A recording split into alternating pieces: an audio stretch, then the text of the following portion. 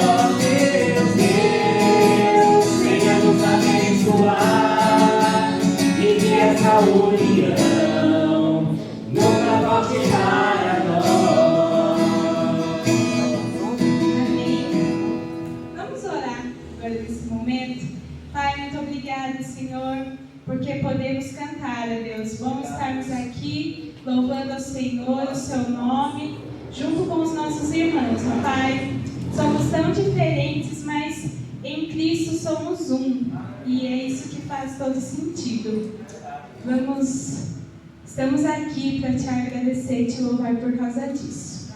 Amém. Vamos cantar Jesus em tua presença.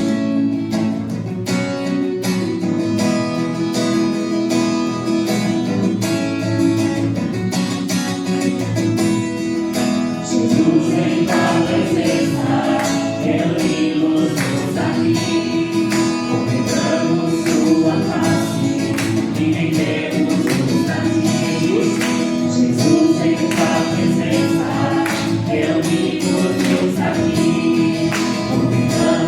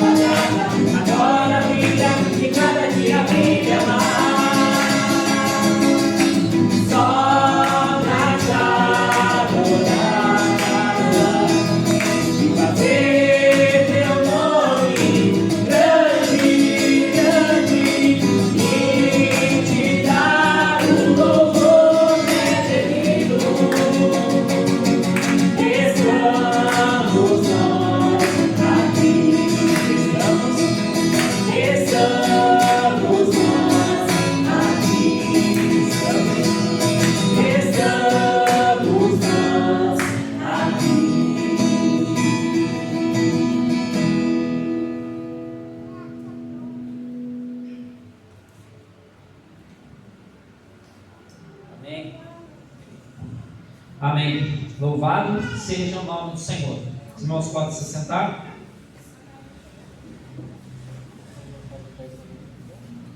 Sexta-feira, nosso encontro de oração, né, online, do WhatsApp.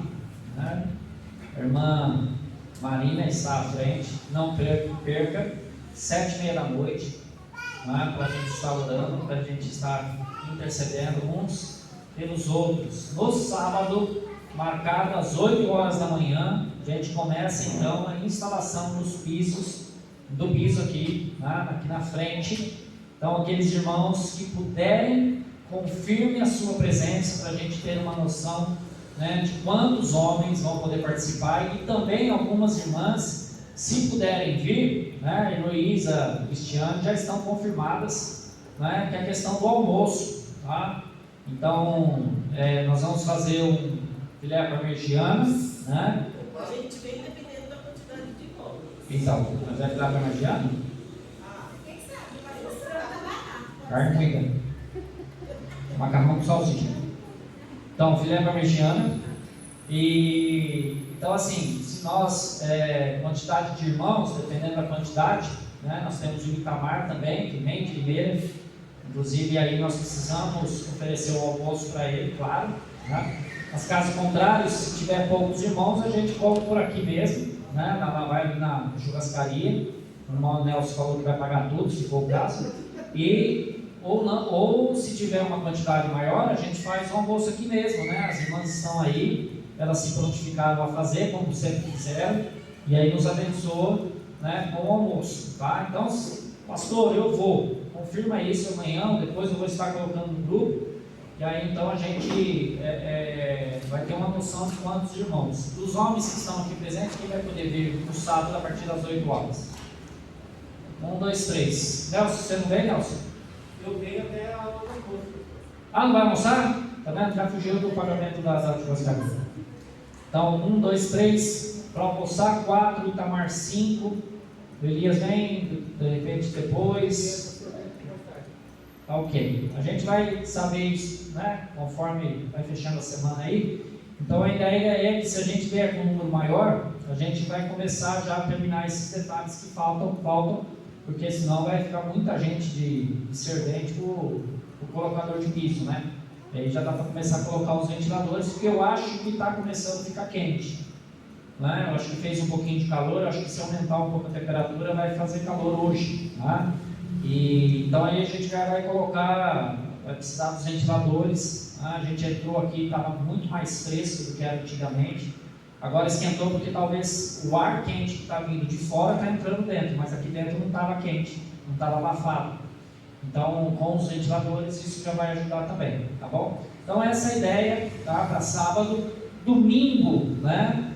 Independentemente, terminou ou não terminou, nós temos a escola bíblica dominical aqui em cima, tá? Então, necessariamente, depois, pelo menos daqui para lá, tem que estar mais ou menos limpo, né, Lili? Para que a gente possa ter aula, para que a gente possa manter as programações normais. Culto de domingo à noite. Então, terminando aqui, aí a gente começa já, acelera o processo de dar um tapa nas cadeiras, dar uma reformada nessas cadeiras, né? As que estão os pezinhos enferrujados, passar uma tinta, aquelas que estão quebradas. O José já se prontificou, acho que sim, se prontificou a vir dar um pino de solda, ou seja, para a gente subir as cadeiras limpas, pintadinhas, tudo arrumadinho, para que a gente então volte com os cultos de domingo à noite, claro, respeitando os limites aí de quantidade de irmãos, de pessoas no salão, tá bom? Orem por isso. Irmãos, os irmãos não têm ideia, eu não vejo a hora de voltar às assembleias, eu não vejo a hora de voltar aqui dos nossos encontros administrativos, porque ali nós falamos, né? Nós ficamos sabendo daquilo que aconteceu naquele mês, nos últimos 2 meses, e Deus tem nos abençoado. Verdade, Felipe? Sim. Tem abençoado. A expressão que o irmão Marcelo usou comigo, ele falou assim: olha, eu não multiplico nada, quem multiplica é outro, e eu não faço nada, eu só conto o dinheiro, só separo ele e o grito e faz as coisas. A gente só está colocando o pão no cesto, mas a multiplicação dos pães é o Senhor que tem feito. Então nós temos visto a boa mão do Senhor sobre a nossa igreja, tá? E então nós temos que agradecer a Deus, e quando nós voltarmos para o domingo, será um culto de festa, com celebração da ceia do Senhor. Será um momento onde nós estaremos mais alegres do que já estamos, né? Porque estamos na presença do nosso Deus, tá? Então, orem por isso, para que a gente, então, finalizando, a gente já comece a acelerar o processo de retorno aos cultos presenciais também, de domingo à noite, tá? Mantendo ainda, mesmo assim, manteremos os cultos via Facebook, né? Talvez uma câmera assim, mas deixa ao vivo e vamos que vamos, tá? Não precisa tanta coisa. Essa é a nossa intenção, mas Deus é quem está à frente e nós precisamos só estarmos aprendendo a descansar, desacelerar a nossa ansiedade, que faz tão mal para nós, né, Viviane? Algo que faz tão mal para o nosso físico, que é a ansiedade. A gente precisa aprender a desacelerar e deixar Deus continuar agindo como Ele sempre fez, e a gente só seguindo as orientações, as diretrizes que Deus tem nos dado, e assim nós vamos sendo abençoados por sua graça e por sua misericórdia. 27.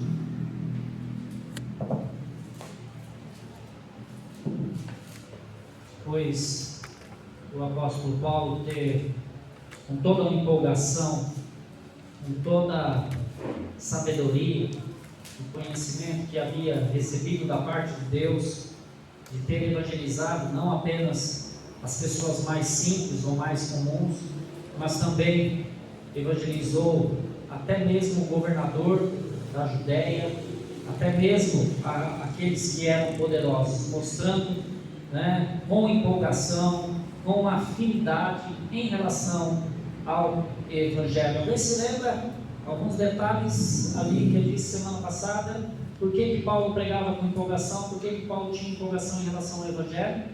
Alguém vai se lembrar? Porque ele sabia o que Cristo tinha feito por ele. Ele sabia muito bem o que mais. Ninguém se lembra? É difícil, eu sei que é difícil. Ele foi encontro com Cristo, então ele queria falar de Cristo para as outras pessoas. Ele sabia muito bem que ele estava inserido dentro do plano de Cristo ou dentro do reino de Deus. E a função então era cumprir, né, esse chamado. Tá? E a terceira coisa que nós vimos semana passada é que Paulo tinha a certeza da eternidade. Né? Quando nós sabemos o que Cristo fez por nós, o que Ele, né, o que aconteceu com a gente depois de nós termos crido, que nós estamos inseridos dentro do plano de Deus, somos cooperadores do reino de Deus. O reino de Deus, ele vai se transformando, ele vai aumentando, ele vai acrescentando vidas através de outras vidas que o conhecem, que já participam, e convidando outros para que participem também. E a certeza que a eternidade, né, é uma realidade. Quando nós entendemos isso, nós vamos falar de Cristo. Nós não vamos falar tanto do nosso time de futebol, não falaremos tanto de outras coisas, né, que nós às vezes gostamos, não falaremos e não discutiremos. Eu vejo tanta discussão no Facebook lá, tanta discussão à toa, né, que não acrescenta em nada, e nós deveríamos estar falando de Cristo às pessoas da mesma maneira que nós nos empolgamos ao falar de outros assuntos. Difícil, porque nós lutamos contra a nossa carne, mas se nós olharmos para Cristo, aquilo que Ele fez, e onde nós estamos inseridos dentro do Seu reino, e a certeza da eternidade, com certeza nós seremos mais empolgados para falar deste Evangelho. O capítulo 27 é a hora que ele entra então no navio, naquele barco. A gente pensa no navio, a gente imagina um transatlântico, né? A gente imagina um grande navio, né? Uma coisa que a gente não conseguiria nem medir, né? Mas na verdade não é um navio, né? Porque aquela época está mais parecido com os nossos barcos grandes que existem nos dias atuais. Até o capítulo 27 vai falar de quantas pessoas se salvaram, né, ali naquele naufrágio. Então o capítulo 27 é a hora que Paulo então adentra este barco, a este navio, em direção aonde? Para a Itália, para chegar até Roma, porque Paulo havia apelado para César. Vamos ler? Determinou-se que navegássemos para a Itália. Então entregaram Paulo e alguns outros prisioneiros a um centurião chamado Júlio, do regimento imperial. Vou fazer que nem quando a gente dá aula para criança. Qual que era o nome do centurião? Júlio. Então guarde esse nome aí. Então partimos, embarcando em um navio de Adramítio, que estava prestes a navegar para alguns portos pela costa da Ásia. Aristarco, macedônio de Tessalônica, nos acompanhava. Então a gente imagina quem aqui acompanhando Paulo? Paulo, Aristarco e quem mais? Está aí no texto. Não, companheiro de Paulo.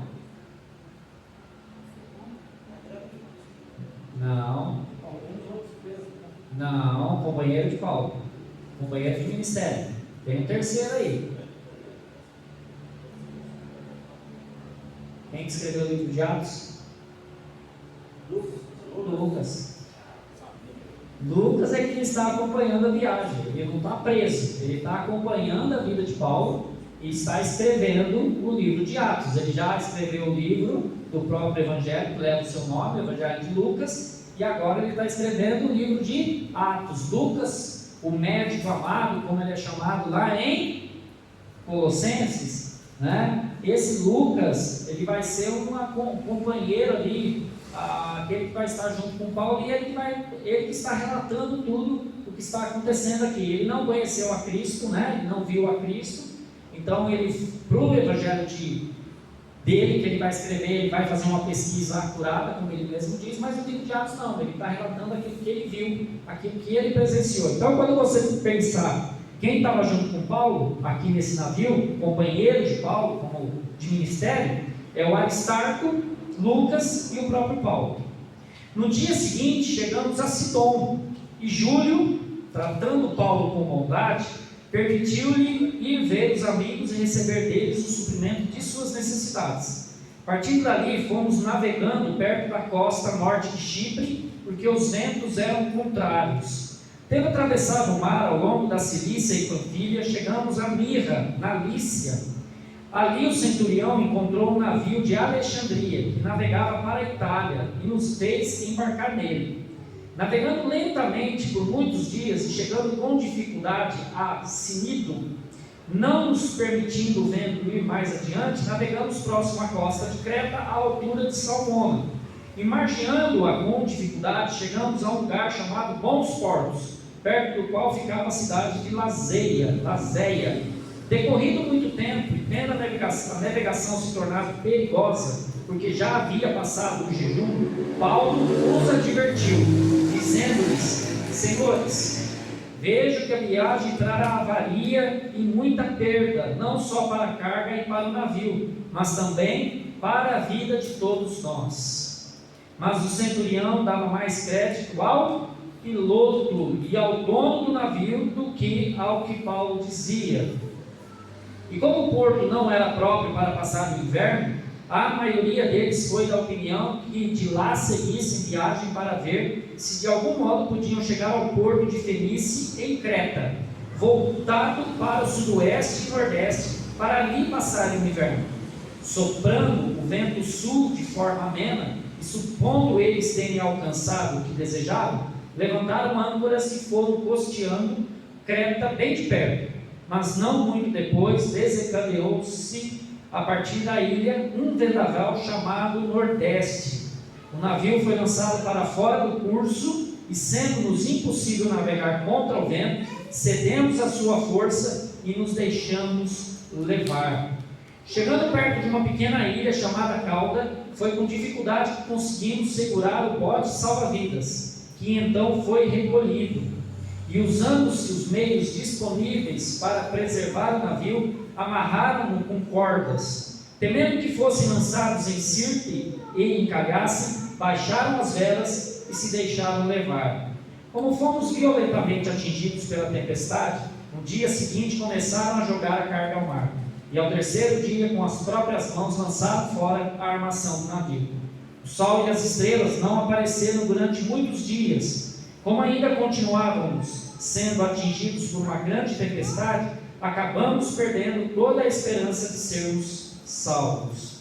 Depois de passarem muito tempo sem comer, Paulo se pôs de pé no meio deles e disse: Senhores, devíeis ter me ouvido e não ter partido de Creta, para evitar esta avaria e esta perda. Agora vos aconselho que não vos desanimeis, pois não se perderá vida alguma entre vós, mas somente o navio. Porque esta noite me apareceu um anjo de Deus, a quem pertenço e sirvo, dizendo: Paulo, não temas, é necessário que compareças perante César, e Deus te deu a vida de todos os que navegam contigo. Portanto, senhores, tende coragem, pois creio em Deus que acontecerá assim como me foi falado. Contudo, é necessário que sejamos lançados em alguma ilha. Quando chegou a 14ª noite, olha só, 2 semanas, 14 dias, sem ver o sol, sem ver as estrelas. O que eles estavam fazendo quando eles estavam indo, controlando o navio? Eles iam costeando a margem, porque eles sabiam que se costeasse a margem, eles chegariam ao seu destino. Mas o vento veio, levou então o navio, tirou eles fora do curso, e aí então, com um vento muito forte, eles não puderam navegar contra o vento, que é a tempestade. Só quem esteve em alto mar sabe o que é uma tempestade em alto mar, eu não tenho a mínima ideia, mas é algo muito poderoso, muito forte. Aí eles têm que abaixar as velas, eles não conseguem lutar contra o vento, e aí eles se deixam levar por aquilo que o vento e o mar estavam fazendo. Quando você não tem lua, quando você não tem estrelas, quando você não tem o sol, o que acontece? Se você não tem um lugar, um parâmetro para você seguir caminho, para você seguir viagem, se não tem uma placa, você fica perdido. Era exatamente o que eles aconteceram aqui. A menção aqui de que muitos dias e muitas noites não se viu o sol, as estrelas, eles então estavam completamente perdidos ali naquele imenso mar. E aí então acontece que eles começam a jogar as cargas do navio, porque o navio, quanto mais leve, ele tem mais chance de ser salvo. Só que o negócio piora, e agora eles começam a fazer o quê? Eles amarram o navio, eles não nascem em volta do navio, para tentar segurar aquele navio feito de madeira, para que pelo menos ele não se desmanchasse. Olha só a situação, e lá naquela tempestade você tem quem está presente ali? 3 homens de Deus. Qual é o nome deles? Paulo, Aristarco e Lucas. O restante é o centurião, o piloto do navio, o dono do navio e os demais presos. Então essa era a situação que estava acontecendo. 3 homens que confiavam e depositavam a sua fé no Senhor, e o restante, todos aqueles simples prisioneiros, um centurião, soldados, chefe do navio, piloto do navio, dono do navio. E ali então, diante daquela circunstância, Paulo vai chegar e vai falar assim: olha, bem que eu avisei vocês. Lembra que eu disse lá atrás que não era bom seguir viagem, que não era uma boa ideia continuar com essa viagem, porque o negócio ia piorar e que todo mundo ia acabar morrendo? É interessante esse homem chamado Paulo, diante de uma circunstância dessa, ele ter uma palavra dura como essa, e ele simplesmente pensa que vai morrer todos. Ele falou: não dá para seguir viagem, porque vai ser uma grande perda, não apenas do navio e de sua carga, mas também de cada um de nós. Lá no início, Paulo tem a ideia de que vai acontecer o quê? Vai morrer todo mundo. Para você ver que é interessante, mesmo um homem que conhece a Cristo, mesmo um homem acompanhado de 2 companheiros, acompanhado de 2 pessoas crentes ali, como Aristarco e Lucas, mesmo esse homem que tinha um conhecimento teológico, doutrinário do Senhor, jamais visto, um homem que escreveu a carta aos Romanos, um homem que escreveu aquilo que nós sabemos de cor lá em Efésios 2, 8, 9, 10, pois pela graça sois salvos, né? Todos os 3 versículos. É aquele homem que disse que não há condenação para os que estão em Cristo Jesus. É o mesmo homem que disse que ninguém pode nos separar do amor de Deus que está em Cristo Jesus. Este mesmo homem que evangelizou, que abriu igrejas, que discipulou, que treinou líderes, agora ele, diante de uma circunstância, ele acha que todo mundo vai morrer. Só que a história continua, e aí então ele chega novamente para todos aqueles homens, principalmente para o comandante, para o centurião, chamado Júlio. E aí ele disse que ninguém ia mais morrer, porque naquela noite um anjo do Senhor, a qual ele cria e a qual ele servia, lhe apareceu à noite, dizendo que importava que o propósito de Deus, lá atrás, quando Paulo então diz que tem o desejo de ir para Roma, para levar o Evangelho à igreja, ao povo de Roma, à Itália, o projeto dele até foi estendido, né? Que era ir até a Espanha, não sabemos se Paulo chegou até a Espanha. Deus faz ele lembrar de que o propósito de Deus ia ser cumprido. Eu acho fenomenal, interessante, porque às vezes, quando nós olhamos para esses homens, a gente acha que eles são super crentes, super homens de Deus, homens de ferro de Deus, aquamens de Deus, supermens de Deus, homens que não têm crises, homens que não têm falhas, homens que não têm medo. E quando a gente pensa dessa forma, a gente chega até a endeusar esses homens. Eu discordo sempre daquele título de Hebreus capítulo 11, os heróis da fé. Eu sempre discordei daquele título lá. Por quê? Heróis da fé, né? Se você vai ler ali, você vai ver que teve heróis que teve a cabeça cortada. Teve heróis ali que foi transpassado pela espada. Uns heróis da fé ali foram crucificados de ponta cabeça.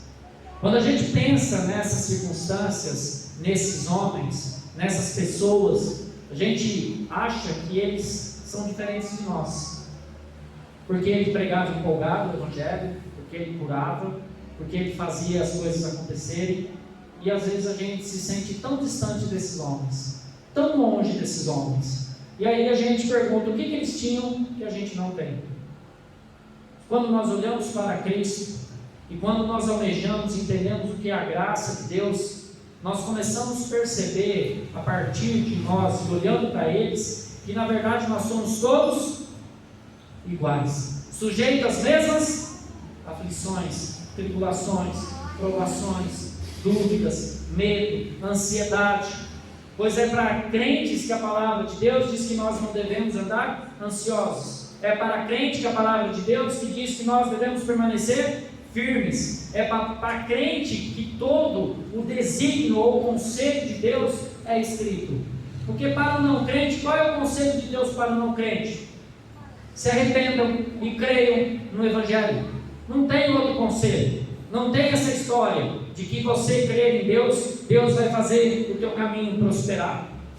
Os conselhos que nós encontramos na palavra de Deus, tirando esse de crer, se arrepender, crer para que seja salvo, todos os demais conselhos Ele dá para crente, para a gente que confia nele, para a gente que acredita nele, para a gente que anda com Ele.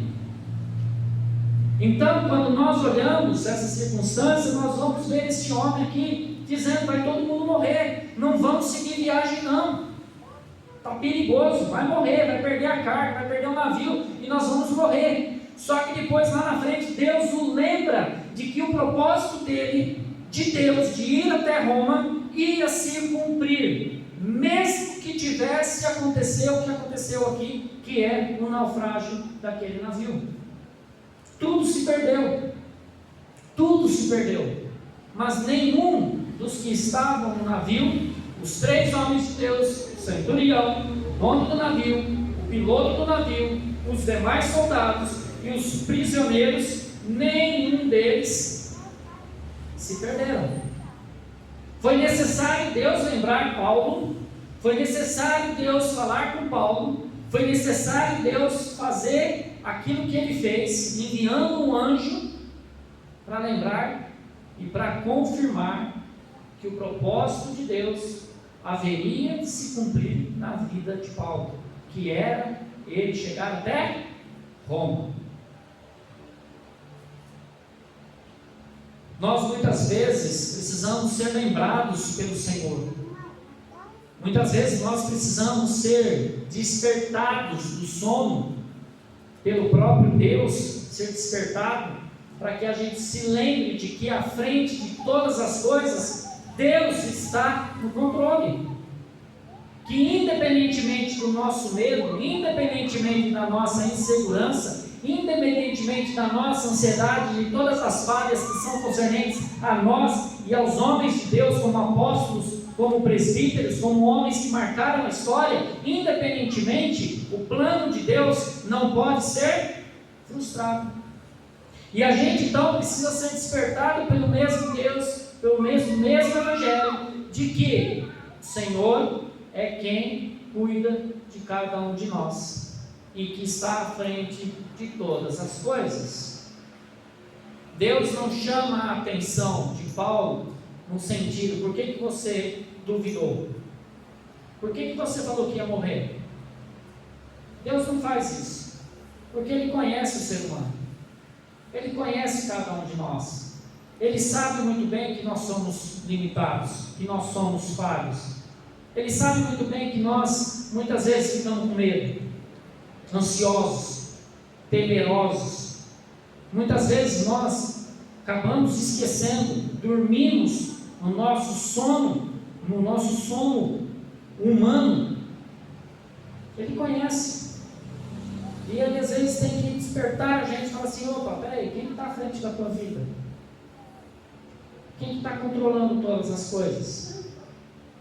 Quem que determina os tempos? Se a tempestade caiu ali 14 dias, quem que tinha enviado aquela chuva, aquela tempestade? Quem enviou aquele vento para lançar eles longe do curso? Não era Deus? Não é Deus que permite todas as coisas que acontecem na nossa vida? Não é assim que nós temos? Não é assim que a palavra de Deus diz? A Cris gosta muito de um versículo, de vez em quando ela sempre cita, de vez em quando sempre, que Ele conhece o nosso levantar, nosso andar, nosso sentar, de longe vem o nosso pensamento. Se nós fizermos a nossa cama no mais profundo abismo, Deus ali também está. Se eu fizer minha cama, minha casa lá no mais alto dos céus, Deus também ali está. Não há chance nenhuma de eu me esconder ou de eu me afastar da face de Deus ou da presença de Deus. Nós precisamos aceitar que somos fracos. E quando nós perdemos os nossos pontos de referência, como a ilha, as ilhas, rosteando a ilha, quando nós perdemos o ponto de referência nossos, que são as estrelas e são o sol, que vai mostrar o que nós devemos fazer, Deus nos lembra que nós andamos pela fé, e não por aquilo que planejamos, e não por aquilo que vemos, não aquilo que determinamos, não aquilo que está nas nossas mãos, mas é Ele que vai cuidar, e é nós que precisamos crer, é nós que precisamos descansar, é nós que precisamos simplesmente continuar a nossa vida ou a nossa caminhada, lembrando que é Ele quem está à frente de todas as coisas.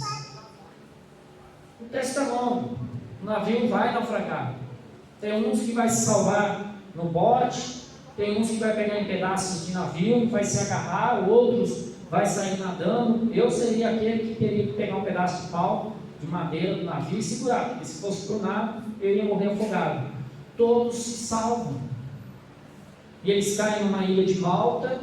Leem o texto, é linda essa história, porque ele chega lá na ilha de Malta, os bárbaros daquela ilha, ou seja, gente sem cultura, gente sem a capacidade intelectual grega, gente como se fossem índios, né? Se a gente pode chamar o índio de bárbaro, tá? São aquelas pessoas que vão receber toda a tribulação, inclusive Paulo vai cuidar deles. E aí alguém lá vai ficar doente, Paulo vai orar pelo pai do chefe da ilha, e esse homem vai acontecer de ele ser curado, e aí todo mundo vai achar que Paulo é Deus, porque nós somos assim. Quando vemos essas histórias onde Deus atuou tão poderosamente na vida dessas pessoas, a gente acha que eles são deuses, a gente acha que eles são melhores que nós, que eles estão acima, e esquecemos de que esses homens também tiveram crises, esses homens também passaram por problemas, mas Deus precisou lembrá-los que é Ele quem estava no controle. A história lá é linda,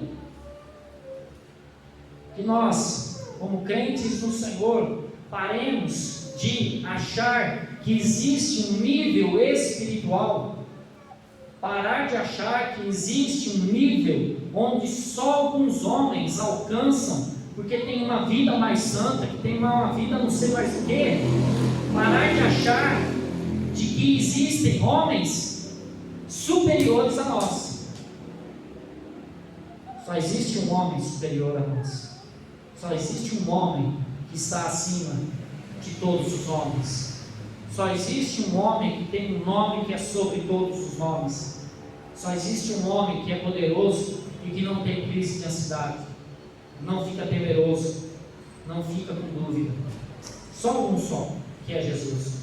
Todos os demais são iguais a nós. Possamos então nos espelhar nessas pessoas e lembrar de que nas horas que nós perdemos os nossos pontos de referência, a hora que as coisas ficam complicadas e difíceis, sem uma saída aparente, precisamos nos lembrar que quem está à frente das nossas vidas, quem está no controle de todas as coisas, é aquele Deus que nós cremos e que nós servimos.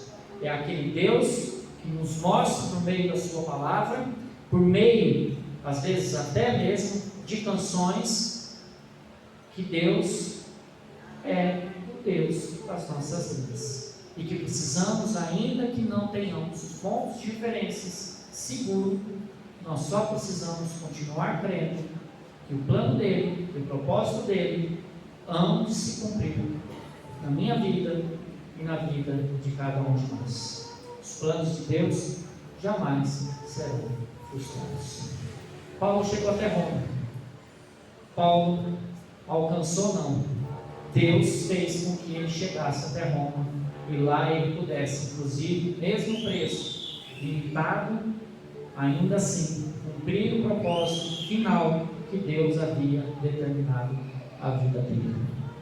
Que Deus nos ajude a entender e a enxergar e a aprender sempre de que Deus está no controle de todas as coisas, principalmente das nossas vidas.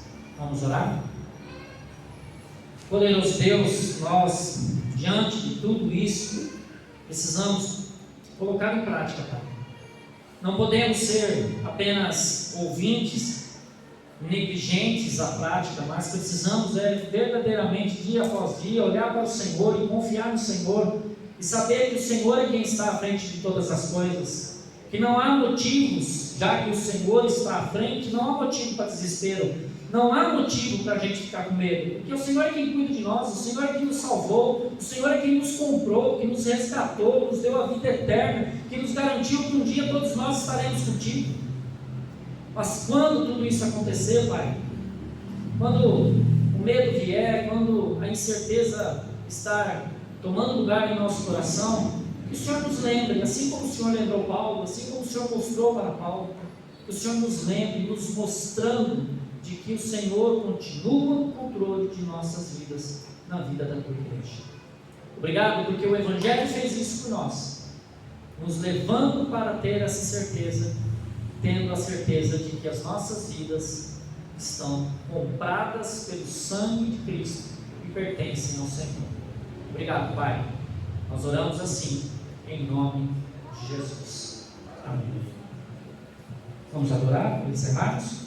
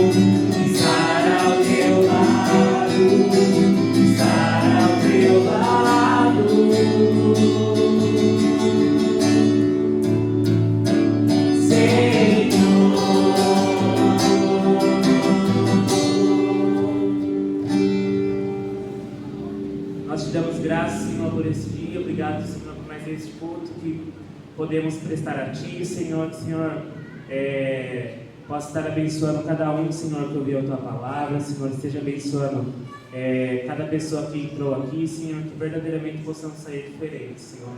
Senhor, esteja conosco, Senhor, esteja nos abençoando, Senhor, nos dando proteção, Senhor. Também venho te pedir, Senhor, por cada família da igreja, Senhor, mesmo que não puderam estar presentes, Senhor, mas que o Senhor possa estar tocando no coração de cada um, Senhor. Que esteja conosco, Senhor, e nos livre de todo mal. Essa oração que eu faço em nome de Jesus, amém. Com 3 toquezinhos, estamos encerrados.